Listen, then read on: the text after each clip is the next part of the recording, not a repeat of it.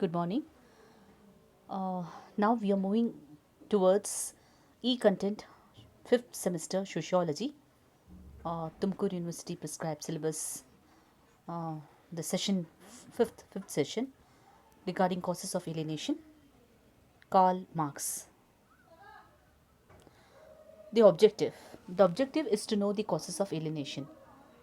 ಉದ್ದೇಶ ಏನು ಅಂತ ತಿಳ್ಕೊಬೇಕಾದ್ರೆ ಈ ಪರಕೀಯವಾದ ಅನ್ಯಕ್ರಾಂತತೆ ಕುರಿತು ಅದರ ಕಾರಣವನ್ನು ತಿಳಿದುಕೊಳ್ಳುವಂತಹ ಒಂದು ಉದ್ದೇಶ ಇಲ್ಲಿದೆ.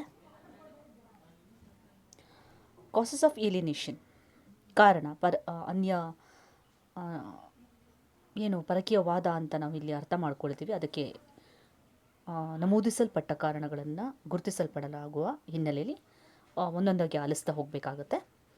Prominent among the causes of alienation are first one industrialisation.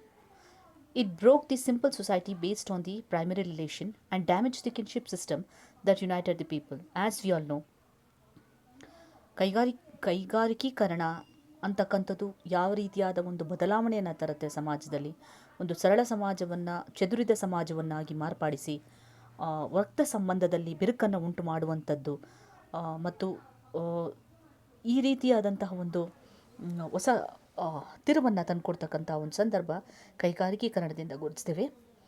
Urbanisation, ನಗರೀಕರಣ ಅಂತ ನಾವಿಲ್ಲಿ ಹೇಳೋದಾದರೆ, it has also led to many anonymity, loneliness and finally in some cases to alienation. So as you all know, ನಗರೀಕರಣ ಒಂದು ರೀತಿ ಒಂದು ವಿಭಿನ್ನವಾದಂಥ ಸಂಸ್ಕೃತಿಯನ್ನು ಒಳಗೊಂಡು ಅದು ತನ್ನದೇ ಆದಂತಹ ಒಂದು ಪ್ರಭಾವಿತ ಸಂಸ್ಕೃತಿಯಲ್ಲಿರುತ್ತೆ.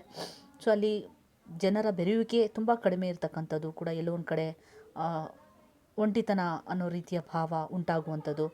ಬಹುಶಃ ಇದು ಕೂಡ ಪರಕೀಯ ಭಾವಕ್ಕೆ ಬಹಳ ಪೂರಕವಾದ ಒಂದು ಪ್ರೇರಣೆ ನೀಡುವಂಥ ಅಂಶ ಅಂತ ಕೂಡ ನಾವೆಲ್ಲ ಅರ್ಥ ಮಾಡ್ಕೊಳ್ತೇವೆ. ಲೈಕ್ವೈಸ್ ಮೂರನೆಯ ಅಂಶ, ಥರ್ಡ್ ಒಂದು ಫ್ಯಾಕ್ಟರ್ ಅಂತ ನೋಡೋದಾದರೆ, ಕಾಸಸ್ ಆಫ್ ಏಲಿನೇಷನ್ ಅಂತ ನೋಡೋದಾದರೆ, ಅನ್ಕಂಟ್ರೋಲಬಲ್ ಸೋಷಿಯಲ್ ಚೇಂಜಸ್. ಸೊ ಸಾಮಾಜಿಕ ಪರಿವರ್ತನೆ ಕೂಡ ಅಷ್ಟೇ ವೇಗವಾಗಿ ಹೋಗುವಂಥ ಅಂಶ ಅಲ್ವಾ. ಸೊ ಹೀಗಾಗಿ uncontrollable changes triggered by industrialization, ಅದನ್ನು ಪ್ರಚೋದಿಸಿದಂತಹ ಕೈಗಾರಿಕೀಕರಣ affected the system of norms values. So ಅದರಿಂದ ಉಂಟಾದಂತಹ ನಿಯಮಗಳಲ್ಲಿನ ಬದಲಾವಣೆಗಳು, ಜೀವನ ಸಿದ್ಧಾಂತದಲ್ಲಿ ಬದಲಾವಣೆಗಳು, ಎಲ್ಲೋ ಒಂದು ಕಡೆ ಕೆಲವೊಂದು ವಿಚಾರ ಅಥವಾ ಕೆಲವೊಂದು ಅಂಶಗಳಲ್ಲಿ ನಿಯಮರಹಿತತೆಯನ್ನು ಉಂಟು ಮಾಡಿರ್ತಕ್ಕಂಥದ್ದು ವ್ಯಕ್ತಿಗತವಾಗಿ ಸಮುದಾಯ ಹಿನ್ನೆಲೆಯಲ್ಲಿ ಅಥವಾ ಸಮುದಾಯಗತವಾಗಿ ಒಂಟಿತನ ಅಥವಾ ಪರಕೀಯ ಭಾವ ಬರಲಿಕ್ಕೆ ಸಾಕಷ್ಟು ಪ್ರೇರೇಪಿತವಾದಂತಹ ಒಂದು ಗುಣ ಅಂತ ಕೂಡ ಇಲ್ಲಿ ಗುರುತಿಸ್ತೀವಿ. ಸೊ ಕಾಸಸ್ ಆಫ್ ಏಲಿನೇಷನ್, ಪರಕೀಯ ಭಾವಕ್ಕೆ ಮತ್ತೊಂದು ನಾಲ್ಕನೆಯ ಕಾರಣವನ್ನು ಗುರುತಿಸೋದಾದರೆ, ಫೋರ್ತ್ ರೀಸನ್ ಅಂತ ಹೇಳೋದಾದರೆ, large scale production and cutthroat competition. ಅಧಿಕ ಉತ್ಪಾದನೆ ಅಥವಾ ವಿಸ್ತಾರವಾದಂತಹ ಸುದೀರ್ಘವಾದಂತಹ ಒಂದು ದೊಡ್ಡ ಮಟ್ಟದ ಉತ್ಪಾದನೆ ಅಂತ ಹೇಳೋದಾದರೆ, ಮತ್ತು ಕಟ್ರೋಡ್ ಕಾಂಪಿಟೇಷನ್ ಅಂತ ಹೇಳಿದ್ರೆ ಬಹಳ ತುಂಬ ಸಂಕೀರ್ಣವಾದಂತಹ ಒಂದು ಸ್ಪರ್ಧೆ ಅಂತಕ್ಕಂಥದ್ದು. It replacing manpower with mechanical machine power led to large scale production. So ಅಲ್ಲಿಗೆ what happens, it had replace the manpower with that of mechanical power. So ಅಂದರೆ ಮನುಷ್ಯನನ್ನು ಮೆಕ್ಯಾನಿಕಲ್ ಪವರ್ ರಿಪ್ಲೇಸ್ ಮಾಡುತ್ತೆ.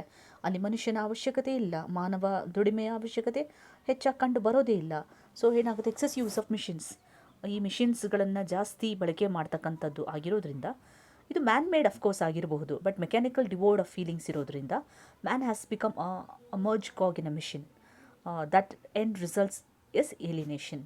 So ಆತನನ್ನು ಒಂದು ಯಾವುದೋ ಒಂದು ವಸ್ತು, ಒಂದು ಏನು ಯಂತ್ರದ ಒಂದು ಒಂದು ವಸ್ತುವಾಗಿ ನೋಡೋದ್ರಿಂದ it is a part of an alienation. ಪರಕೀಯತೆಗೆ ಒಂದು ರೀತಿಯ ಭಾವಕ್ಕೆ ತುಂಬ ಹತ್ತಿರವಾದಂಥ ಸಂಬಂಧ ಈ ಪರಿಣಾಮದಲ್ಲಿ ಉಂಟಾಗುತ್ತೆ ಅಂತ ಹೇಳ್ಬೋದು. Industrial society witnesses cutthroat competition as you all know. ಕೈಗಾರಿಕೀಕರಣದ ಒಂದು ಸಮಾಜದಲ್ಲಿ ವಿಪರೀತವಾದಂಥ ಸ್ಪರ್ಧೆಗಳು ಇರುವಂತಹ ಒಂದು ಹಿನ್ನೆಲೆಯಲ್ಲೂ ಕೂಡ ಅಧಿಕಾರಕ್ಕಾಗಿ ಆತುರಿಯುವಂತಹ ಹಲವರು ಇರ್ತಾರೆ. So every one looks at the other with suspicious and distress. So ಇಂತಹ ಒಂದು ನಿಟ್ಟಿನಲ್ಲಿ ಈ ಸಮಬಾಳ್ವೆ, ಸಾಮರಸ್ಯ, ಒಬ್ಬರನ್ನು ನಂಬುವಂಥದ್ದು ಇರ್ತಕ್ಕಂಥ ತುಂಬ ಕಡಿಮೆ, ಅಪನಂಬಿಕೆಗಳು ಜಾಸ್ತಿ ಇರುವಂಥ ಸಾಧ್ಯತೆ ಇದೆ. That's what Karl Marx is attempt to say in this concept.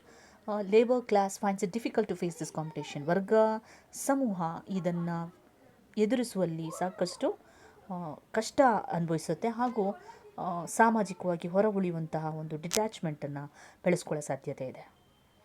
ಐದನೆಯ ಅಂಶ ಅಂದರೆ ಸೋಷಿಯಲ್ ಡಿಸಾರ್ಗನೈಸೇಷನ್, ಸಾಮಾಜಿಕ ವಿಘಟನೆ. A state of social disorganization in one which it continues society at disharmony.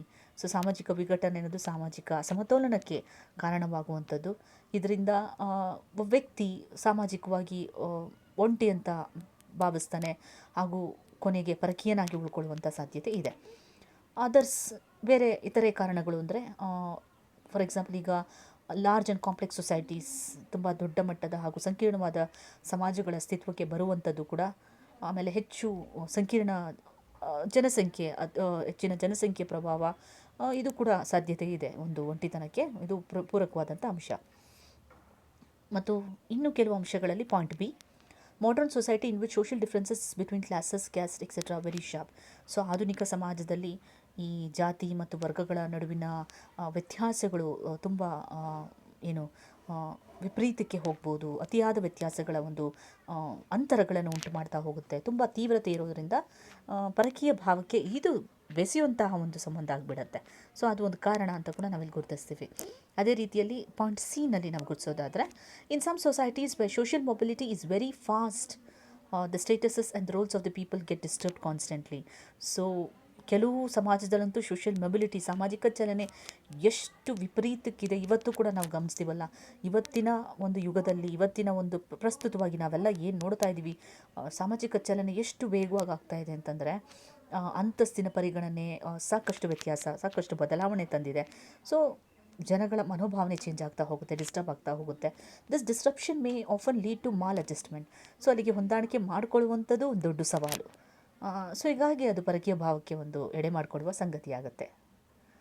ಮತ್ತು ಪಾಯಿಂಟ್ ಡಿನಲ್ಲಿ absence of primary relations. So ಪ್ರಾಥಮಿಕ ಸಂಬಂಧಗಳನ್ನೇ ಕಳ್ಕೊಳ್ತಾ ಹೋಗುವಂಥದ್ದು, ವ್ಯಕ್ತಿಗತವಾಗಿ ಅವನು ಒಂಟಿಯಾಗುವಂಥದ್ದು ಮತ್ತು ಅವನು ಸಾಮಾಜಿಕ ಅಂಶಗಳಿಂದ ವ್ಯತಿರಿಕ್ತನಾಗುವಂಥ ಸಾಧ್ಯತೆ ಇದೆ. ಅದು ಫೋರ್ಸ್ಫುಲ್ ಆಗಿ ಕೂಡ ಆಗ್ಬೋದು. It may compel to him to become socially estranged. And point E, failure of the informal means of social control. So ಅಲ್ಲಿಗೆ ಮೊದಲಿಗೆಲ್ಲ ನಾವು ಗಮನಿಸ್ತಾ ಇದ್ವಿ ಒಂದು ಅನೌಪಚಾರಿಕ ಸಾಮಾಜಿಕ ನಿಯಂತ್ರಣ ಅಂದಾಗ it would really had very impact on us, on our society. Of course ಈಗ this kind of an informal means of social control would no longer stay very impactful. In such case, what happens, the dominance of repressive type of formal means of social control may make individuals feel powerlessness. ಆಮೇಲೆ ಈ formal means of social control may also make individuals feel powerlessness and helpless. The feeling leads to alienation because formal means of control, you don't have any much scope to to get anything to express something or to say or to feel something that you can change certain situation. ಆ ರೀತಿ ಏನೂ ಆಗೋದಿಲ್ಲ ಇಲ್ಲಿ. everything is under the law and everything is fixed rules and regulation. It becomes very difficult to express their whatever they wanted to convey if they are not wrong. So this is a kind of a binding situation. And we have certainly some of the MCQs to be followed in this session.